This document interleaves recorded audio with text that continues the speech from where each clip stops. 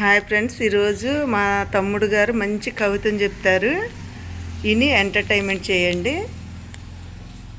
10 minutes అంటే ఒక్కొక్క అందిజా చెల్లిదిగా చేసిచ్చాను. బలవంతుడనాచేమని పలువురతో నిగ్రహించి పలుకుటమేలా.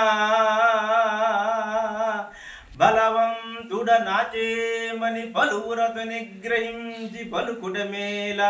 బలవంతమైన సర్పము చలిచీమ చేతజిక్కి చావదే సుమతి.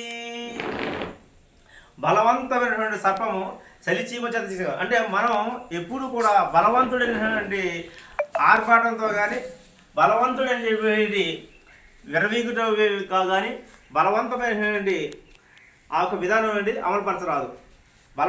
బలవంతమైన సర్పము చలిచీమ చేత చిక్కి చనిపోవడం లేదా.